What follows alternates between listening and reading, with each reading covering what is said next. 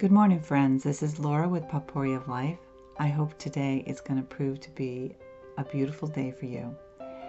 Today I am sharing with you a video, or actually a slideshow, of some quilts that I have made. They're not all the quilts I've made, but these are just a handful. And I didn't take pictures of all the ones I've made long before my sewing business either, so it's kind of like, oh well, they're not in here. But these have meaning, and all quilts should have meaning. So this first one that you're going to see is a slideshow of the quilt that I made for my father-in-law after my mother-in-law passed. And my goal was to have this completed on the anniversary of her passing. And so what I did was I incorporated my husband's help, because this is also during a time where I was very fatigued and other things. That this is prior to my diagnosis with Lyme, but so I needed some help, but I was determined I was going to get this thing done. And when my husband was showing a lot of interest in my embroidery machine, I was downloading things. After we had sat down and talked about all the different things we remembered, I started going through and downloading some machine embroidery pics that I could incorporate into this quilt. And as I started working with the embroidery machine, my husband was like, he was kind of like hovering. He says, "This is just so cool." And I said, you know, I have a lot of work to do with this quilt.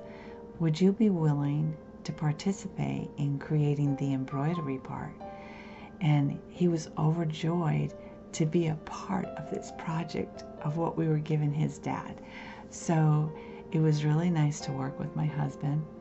And it's kind of nerve-wracking if you have an embroidery machine and then you're supposed to match these fabrics up. So there was a lot of trial and error, and but we love what came out of this. So as you watch this particular video, you're going to see a lot of that.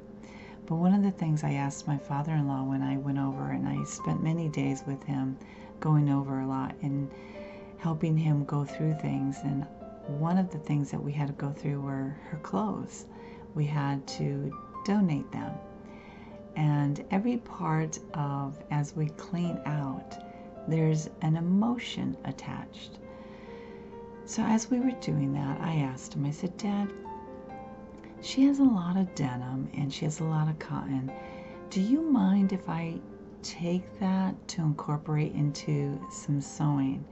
And he goes, "Oh no, why don't you take her quilting fabric and stuff as well?" And I said, "That would be great." He didn't know that in the back of my mind, I was actually thinking about doing this for him. So I was able, and I also made some other things from her denim, but this is focusing on the quilt that I made. So in it, anything that has a denim background, that's from her clothes. And she wore denim shirts too, so I made a square using those.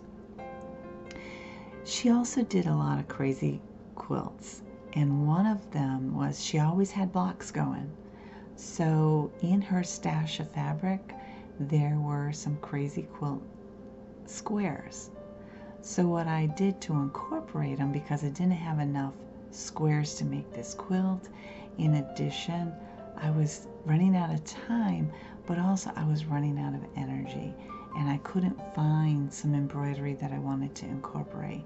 So what I did was we made these, I took these squares and I put them along the sides and the bottom so that this would fit well over my father-in-law's bed.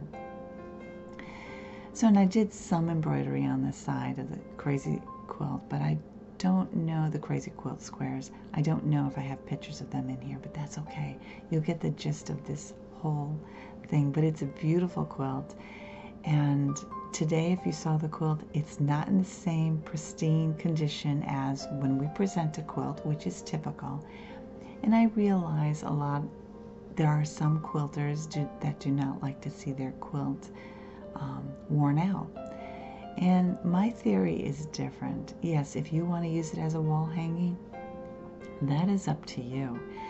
But the purpose of this quilt was to wrap around my father-in-law, to give him memories, to give him just warmth in knowing that, you know, his wife was not forgotten, and that as a couple, David and I wanted to present to him a gift of love and our appreciation for both of them. So I think you're going to see that in this quilt. The next one that you'll see after that is a quilt that I made my husband years ago. When we were first married, we had nothing. But most marriages start out that way. You just don't have the money to go and spend on stuff. So as I replaced jeans, my husband would want to just toss them. And I asked him, please don't throw your jeans away. And he goes, why would you want these junk? Because he wore them. I said, you actually have some nice parts of your jean, like the back of his legs. He never wore that part out.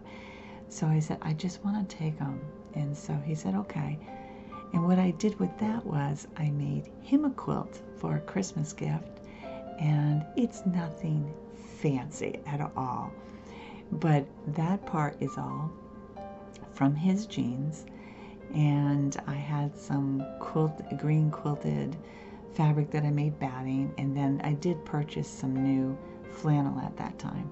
Now this isn't a quilt that is big enough for the bed, but it's big enough to cuddle up under if we're watching a movie together on the couch. It's big enough to go on a picnic. It's big enough, I mean, we're not big crowded beach people, but if we went to the beach for a walk and we wanted to just sit on the sand or something, it's perfect for that. So, but he keeps it in the back of his car. You know, he's had it all these years. Well, every year I try to go through and kind of clean out that part of his car and just wash anything that has just been sitting there, just to kind of freshen it up.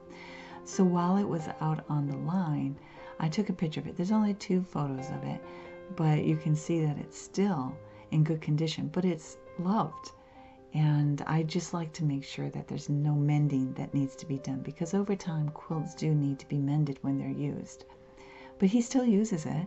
We keep it in his vehicle so that if he gets stuck in a snowstorm, or we're together and we get stuck in a snowstorm, at least we have warmth to keep us warm. He also has used it if we're ever bringing something home fragile, we can wrap it in that. So it's been used for almost any purpose he deemed appropriate. There is in there another special quilt. And this quilt is a quilt that I made my grandson, our first grandson. And I made it a couple years ago in 2020. And what I wanted to do was, he was moving from the crib to a taller bed. And I wanted to give him something special for him to have on his new bed. And he likes farms, he likes trucks, he likes anything with wheels and stuff. So what I did was I made him a farm quilt. I used some fabric on the front part. There's fabric there that is left over from some other projects. And the farm material is actually left over from our youngest daughter's nursery theme. Our first 2 had bright yellow, rainbows, and all kinds of brightness for them. But our youngest is 6 and 8 years behind the older 2 girls. And at that point, I was pulling out their nursery stuff, and I said, no, they're kind of worn out, so I'm going to get something different for this one. And since we didn't know whether it was a boy or a girl, and I chose not to. I mean, I was offered to know, but I said no, I wanted to be a surprise. And I really thought it was going to be a boy. But nope, God said, nope, you need another girl. So I did the theme on farms. We all liked animals, we like nature, we like all that. So we decided to do a farm theme. So some of the material in here is from that time in our lives, and I found the fabric and I said, oh, this will be perfect for the quilt. There's some apple fabric from material I used for a dear friend of both mine and my oldest brother that I had made her something out of. And so she was a special needs teacher, And so I just incorporated, actually, was she a young, she worked with the elementary kids, the younger kids. And so I made her something with that. So I had some leftover fabric from that. And saying special needs, it's interesting. My mother-in-law, my dear friend, and our oldest daughter are all special needs teachers. And it's just kind of neat to see the love that these people have for young children. So in this quilt that I made my grandson, since I was already on a farm theme thing, and I had already picked up a onesie with the farm theme, and so that's incorporated. And what I did was that I added an embroidery piece at the bottom to kind of give the quilt a little bit more balance. And then there was another place where I added an embroidered tractor. So I asked my husband, I said, would you like to do the embroidery on this? Because he was there again with it. When I take my embroidery machine out, he just, what are you making? What are you doing? So he did that. And my embroidery machine is old, so to do downloads and stuff, it's kind of now antiquated in comparison to the new ones. So hopefully someday I can update it to make life a little bit easier. So we've done that, and then on the back is new fabric. Everything on the front is all fabric I had in my stash, and on the back is new fabric. I was in Maine, I believe, and I forgot what store it was, and there was this farm fabric, and it was John Deere, and I said to my husband, we both looked at it and said, this is the one. So I took that fabric and we got that washed up, and we created this special quilt for our grandson, and it's still on his bed. He really loves it, in addition to a napkin that I made him. In addition to this is a quilt of Batiks. A few years back, maybe 5-6 years ago, when jelly rolls were coming out for quilt, and I love Batiks. I think they're like magical. I just love Batiks. So what I did was, when I saw this jelly roll, and I don't buy them too much because for me, I don't find that it's cost effective. It's time saving is what the jelly rolls do. I just find they're not cost effective, and I'm just one that likes to be careful of how we spend. But the rolls were on sale, and I just said, and this is before the pricing on things went up. So I took this jelly roll, and I just said, okay, I have no idea what I'm going to do with this. And so I made a quilt, and it is magical because I had no idea what I was doing, and yet it's done. It's bright. It's not bright like the bright colors my middle daughter loves, but it's those batik colors that bring a lot of warmth, joy, and magic. And so I was showing my husband the slideshow that's going to be following. He goes, that's one of my favorites. And he goes, I just love that quilt. He goes, do you have it or did you give it away? I said, no, I saved that. And so we still have it. And when he said that's his favorite, my husband says everything's his favorite. When I make stuff, he's just infatuated by what I make. But you know, when he works with wood, I'm in awe with what he can make too. So I'm really grateful for how the two of us can kind of complement each other. So that quilt is in there, and I didn't know how much my husband liked this quilt until he said something. But it's just one of those quilts that I put aside so that if we need extra covering, we have it. Let me see, there's actually 2 more quilts following that, and they're just a few photos of each. And these were quilts that I made the year before my mother-in-law passed. And I was just making some very simple lap size quilts. And I made them just to kind of have, I could sell or I could gift.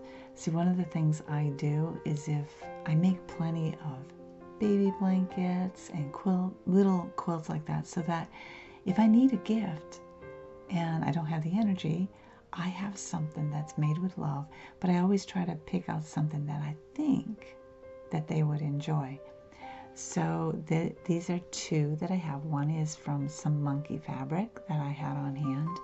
that was extra, and so I turned that into a quilt. And then I had some fishing fabric that I thought would be great for a gentleman who enjoyed fishing, or anybody who enjoyed fishing, and use it as a lap quilt.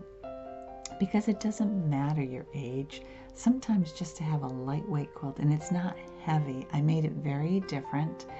I had a very light lining, and my mother-in-law did a lot of quilting. And so while she was going through chemo and stuff, I was asking her, I said, what do you think of this? And she goes, no, that would be great. So she gave me some quilting insight. And one of the things that I wish I incorporated more with her was more time, learning more about quilts. So, but it's okay because I gained a lot from her. She's a treasure that I will never forget. She'll always be in our hearts. And so I am going to finish the talking part of this video so that you can enjoy the video that I put together for you to see some of the quilts that I've done. So I hope that you have a pleasant day and that your day is blessed with abundance of joy and happiness. Have a great day.